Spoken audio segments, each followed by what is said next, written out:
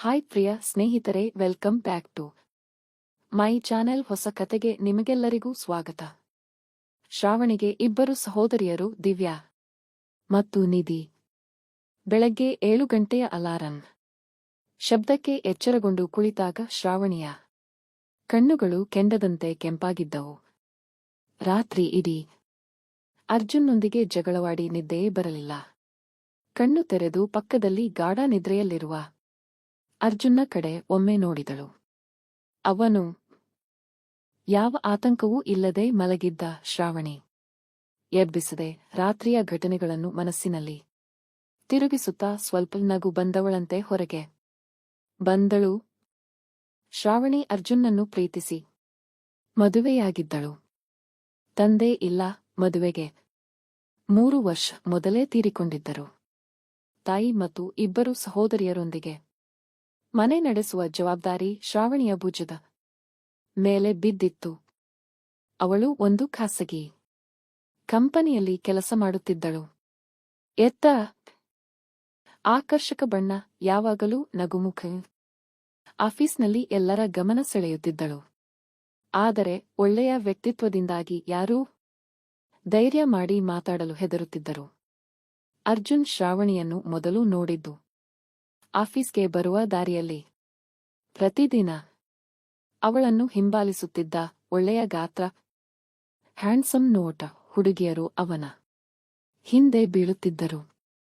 ಆದರೆ ಅವನ ಕಣ್ಣಿಗೆ ಬಿದ್ದಿದ್ದು ಶ್ರಾವಣಿ ಮಾತ್ರ. ಶ್ರಾವಣಿಗೂ ಅವನ ಮೇಲೆ ಇಷ್ಟ ಬಂದಿತ್ತು.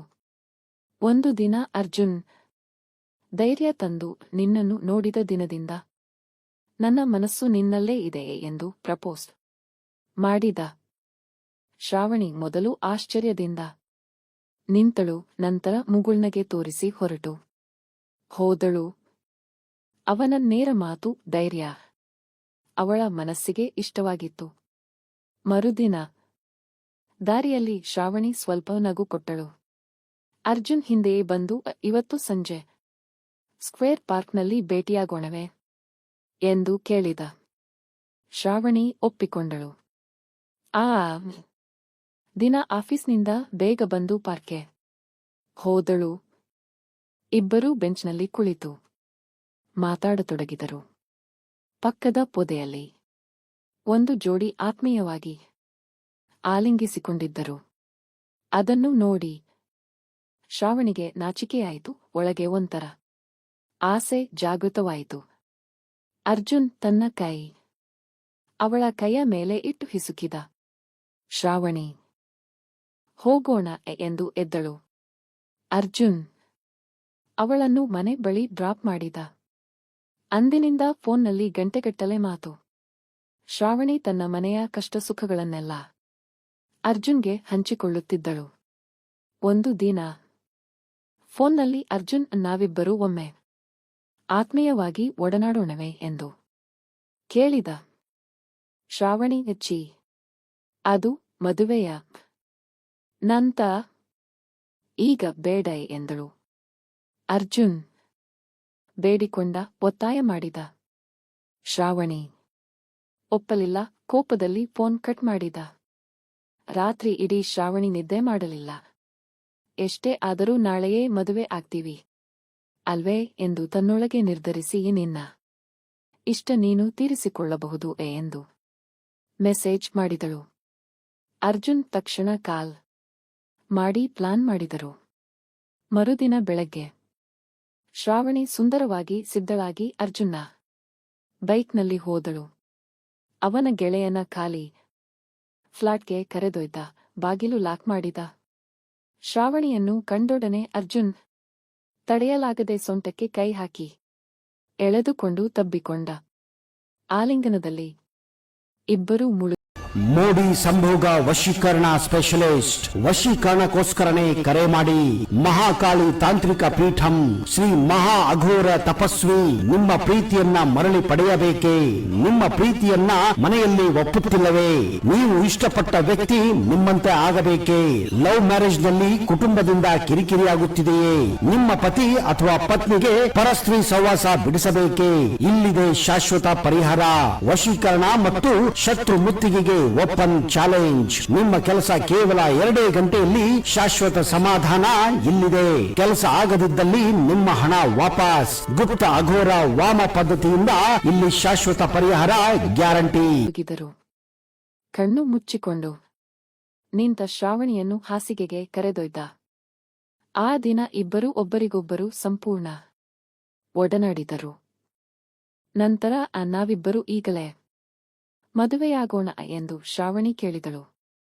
ಅರ್ಜುನ್ ಒಪ್ಪಿದ. ಅವರ ಮದುವೆ ಒಂದು ಒಳ್ಳೆಯ ಮುಹೂರ್ತದಲ್ಲಿ ನೆರವೇರಿತು. ಸಂತೋಷದ ಸಂಸಾರ ಶುರುವಾಯಿತು. ಆದರೆ ಕೆಲವು ತಿಂಗಳುಗಳ ನಂತರ ಶ್ರಾವಣಿಯ ಸಹೋದರಿಯರು ದಿವ್ಯಾ ಮತ್ತು ನಿಧಿ ಅರ್ಜುನ್ನ ಆಕರ್ಷಣೆಗೆ ಬಲಿಯಾದರು. ಒಂದು ದಿನ ದಿವ್ಯಾ ಕಾಫಿ ಕೊಡುತ್ತಾ ಅರ್ಜುನ್ಗೆ ಕಣ್ಣಿಗೆ ಕಣ್ಣಿಟ್ಟು ನಗುತ್ತಾ ನಿಂತಳು. ಅರ್ಜುನ್ ಆಶ್ಚರ್ಯಪಟ್ಟ. ಮರುದಿನ ಮನೆಯಲ್ಲಿ ಯಾರೂ ಇಲ್ಲದ ಸಮಯ ನೋಡಿ ದಿವ್ಯಾ, ಅತ್ತಿಗೆ ಇಲ್ಲದಾಗ ಒಂದೇ ಒಂದು ಸಲ ನೀವು ನನ್ನೊಂದಿಗೆ ಸಮಯ ಕಳೆಯೋದಾದರೂ ಒಪ್ಪುತ್ತೀರಾ ಎಂದು ಕೇಳಿದಳು. ಅರ್ಜುನ್, ಏನು ಮಾತಾಡ್ತಾ ಇದ್ದೀಯಾ? ನಾನು ನಿನ್ನ ಅಕ್ಕನ ಗಂಡ ಎಂದು ಗದರಿದ. ದಿವ್ಯಾ, ಇಷ್ಟವಿಲ್ಲದಿದ್ದರೆ ಬಿಡಿ, ನನ್ನ ದಾರಿ ನನಗೆ ಎಂದು ಕೋಪದಿಂದ ಹೋದಳು. ಅಂದಿನಿಂದ ದಿವ್ಯಾ ಅವಕಾಶ ನೋಡಿ ಅರ್ಜುನ್ನನ್ನು ಒಲಿಸಿಕೊಳ್ಳುತ್ತಿದ್ದಳು. ಒಂದು ದಿನ ಶ್ರಾವಣಿ ಕುಟುಂಬ ಸಮೇತ ಶಾಪಿಂಗ್ಗೆ ಹೋಗಿದ್ದಾಗ ಮನೆಯಲ್ಲಿ ಅರ್ಜುನ್ ಮತ್ತು ದಿವ್ಯಾ ಮಾತ್ರ. ದಿವ್ಯಾ ಸುಂದರ ಡ್ರೆಸ್ನಲ್ಲಿ ಕಾಫಿ ತಂದು ಕುಡೀರಿ ಅಣ್ಣನೇ ಎಂದು ಕಣ್ಣು ಹೊಡೆದಳು. ಅರ್ಜುನ್ ಇಲ್ಲಿ ಇಡುವೆ ಎಂದ. ದಿವ್ಯಾ ಕಪ್ ಇಟ್ಟು ನಾನೇ ಕುಡಿಸಲೇ ಎಂದು ಮಾದಕವಾಗಿ ಕೇಳಿದಳು. ಅರ್ಜುನ್ಗೆ ಒಳಗೆ ಏನೋ ಕರೆಂಟ್ ಹರಿಯಿತು. ದಿವ್ಯಾ ಒಮ್ಮೆಲೆ ಅವನನ್ನು ಎಳೆದು ತಬ್ಬಿಕೊಂಡಳು. ಅರ್ಜುನ್ ತಡೆಯಲಾಗದೆ ಅವಳನ್ನು ಗಟ್ಟಿಯಾಗಿ ಹಿಡಿದು ಆಲಿಂಗಿಸಿದ. ಇಬ್ಬರೂ ಒಂದಾಗಿ ಆತ್ಮೀಯ ಕ್ಷಣಗಳನ್ನು ಕಳೆದರು. ಅದನ್ನು ಗಮನಿಸದೆ ನಿಧಿ ಮನೆಗೆ ಬಂದು ಎಲ್ಲವನ್ನೂ ನೋಡಿಬಿಟ್ಟಳು. ಆಘಾತವಾಯಿತು. 2 ದಿನಗಳ ನಂತರ ಅರ್ಜುನ್ ಒಬ್ಬನೇ ಇದ್ದಾಗ ನಿಧಿ ಬಂದು ನಿಮ್ಮ ಮತ್ತು ದಿವ್ಯಾನ ಗುಟ್ಟು ನನಗೆ ಗೊತ್ತು ಎಂದಳು. ಅರ್ಜುನ್ ದಿಗಿಲು. ನಿಧಿ, ನಾನು ಯಾರಿಗೂ ಹೇಳಲ್ಲ, ಆದರೆ ನನಗೂ ಅದೇ ರೀತಿ ಸಮಯ ಬೇಕು ಎಂದು ಬೇಡಿಕೆ ಇಟ್ಟಳು. ಅರ್ಜುನ್ ಬಾಯಿದ. ಆದರೆ ನಿಧಿ ಬ್ಲ್ಯಾಕ್ಮೇಲ್ ಮಾಡಿದಳು. ಒಂದು ದಿನ ಶ್ರಾವಣಿ ತನ್ನ ಗೆಳತಿಯ ಮದುವೆಗೆ ಹೋಗಬೇಕಾಯಿತು. ನಿಧಿ, ನನಗೆ ತಲೆನೋವುವೆ ಎಂದು ಸುಳ್ಳು ಹೇಳಿ ಮನೆಯಲ್ಲೇ ಉಳಿದಳು. ಅರ್ಜುನ್ನನ್ನು ಒತ್ತಾಯಪಡಿಸಿ ಏಕಾಂತ ಪಡೆದಳು. ಸೀರೆಯಲ್ಲಿ ನಿಧಿಯ ಸೌಂದರ್ಯ ನೋಡಿ ಅರ್ಜುನ್ ದಂಗಾಗಿ ನಿಂತ. ಊಟ ಮಾಡಿಸಿ ನಂತರ ಇಬ್ಬರೂ ಆತ್ಮೀಯವಾಗಿ ಒಡನಾಡಿದರು. ಇದು ಆಗಾಗ ನಡೆಯತೊಡಗಿತು. ದಿವ್ಯಾನಿಧಿ ಇಬ್ಬರೂ ಅರ್ಜುನ್ಗಾಗಿ ಜಗಳವಾಡತೊಡಗಿದರು. ಒಂದು ರಾತ್ರಿ ಶ್ರಾವಣಿ ಎದ್ದು ಕುಳಿತಾಗ ಮನೆಯೆಲ್ಲ ಶಾಂತವಾಗಿತ್ತು. ತಾನು ಕಂಡಿದ್ದೆಲ್ಲ ಕನಸು ಎಂದು ಅರಿವಾಯಿತು. ಗಾಬರಿಯಿಂದ ಬೆವೆತು ನಿಟ್ಟುಸಿರು ಬಿಟ್ಟಳು. ಗೆಳತಿ ಸೌಮ್ಯ ಹೇಳಿದ ಮಾತು ನೆನಪಾಯಿತು. ಎಲ್ಲರೂ ಒಟ್ಟಿಗೆ ಇದ್ದಾಗ ಪರಿಸ್ಥಿತಿ ಯಾವಾಗಲೂ ಬದಲಾಗಬಹುದು. ಪಶ್ಚಾತ್ತಾಪ ಬೇಡ. ಇನ್ನೂ ಸಮಯ ಇದ್ದಾಗ ದಿವ್ಯಾನಿಧಿಗೆ ಒಳ್ಳೆ ಗಂಡು ಹುಡುಕಿ ಮದುವೆ ಮಾಡಿಸು. ಶ್ರಾವಣಿ ಆ ದಿನವೇ ನಿರ್ಧರಿಸಿದಳು. 2 ಸಹೋದರಿಯರಿಗೂ ಒಳ್ಳೆ ಸಂಬಂಧ ಬಂದು ಸಂತೋಷದ ಮದುವೆ ನಡೆಯಿತು. ಇದು ಇವತ್ತಿನ ಕತೆ. ಇಲ್ಲಿಗೆ ಮುಗಿಯಿತು. ಇದೊಂದು ಕತೆಯಷ್ಟೇ. ಕತೆ ಹೇಗಿತ್ತು ಅಂತ ಕಮೆಂಟ್ ಸೆಕ್ಷನ್ನಲ್ಲಿ ಹೇಳಿ. ನನ್ನ ಚಾನೆಲ್ಗೆ ಹೊಸಬ್ಬರು ಆಗಿದ್ರೆ ಸಬ್ಸ್ಕ್ರೈಬ್ ಮಾಡಿಕೊಂಡು ಪಕ್ಕದಲ್ಲಿರುವಂತಹ ಬೆಲ್ ಐಕಾನ್ನ ಕ್ಲಿಕ್ ಮಾಡಿಕೊಂಡು ಆಲ್ ಆಪ್ಷನ್ ಸೆಲೆಕ್ಟ್ ಮಾಡಿಕೊಳ್ಳಿ. ಓಕೆನಾ? ಮತ್ತೊಮ್ಮೆ ಮೀಟ್ ಮಾಡೋಣ ಮತ್ತೊಂದು ರೋಚಕವಾಗಿರುವಂತಹ ಕತೆ ಜೊತೆಗೆ. ಅಲ್ಲಿವರೆಗೂ ಬೈ ಬೈ. ಮೋಡಿ ಸಂಭೋಗ ವಶೀಕರಣ ಸ್ಪೆಷಲಿಸ್ಟ್. ವಶೀಕರಣಕ್ಕೋಸ್ಕರನೇ ಕರೆ ಮಾಡಿ. ಮಹಾಕಾಳಿ ತಾಂತ್ರಿಕ ಪೀಠಂ ಶ್ರೀ ಮಹಾ ಅಘೋರ ತಪಸ್ವಿ. ನಿಮ್ಮ ಪ್ರೀತಿಯನ್ನ ಮರಳಿ ಪಡೆಯಬೇಕೇ?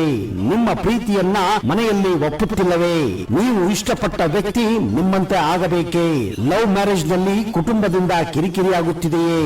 ನಿಮ್ಮ ಪತಿ ಅಥವಾ ಪತ್ನಿಗೆ ಪರಸ್ತ್ರೀ ಸಹವಾಸ ಬಿಡಿಸಬೇಕೇ? ಇಲ್ಲಿದೆ ಶಾಶ್ವತ ಪರಿಹಾರ. ವಶೀಕರಣ ಮತ್ತು ಶತ್ರು ಮುತ್ತಿಗೆಗೆ ಓಪನ್ ಚಾಲೆಂಜ್. ನಿಮ್ಮ ಕೆಲಸ ಕೇವಲ 2 ಗಂಟೆಯಲ್ಲಿ ಶಾಶ್ವತ ಸಮಾಧಾನ ಇಲ್ಲಿದೆ. ಕೆಲಸ ಆಗದಿದ್ದಲ್ಲಿ ನಿಮ್ಮ ಹಣ ವಾಪಸ್. ಗುಪ್ತ ಅಘೋರ ವಾಮ ಪದ್ಧತಿಯಿಂದ ಇಲ್ಲಿ ಶಾಶ್ವತ ಪರಿಹಾರ ಗ್ಯಾರಂಟಿ.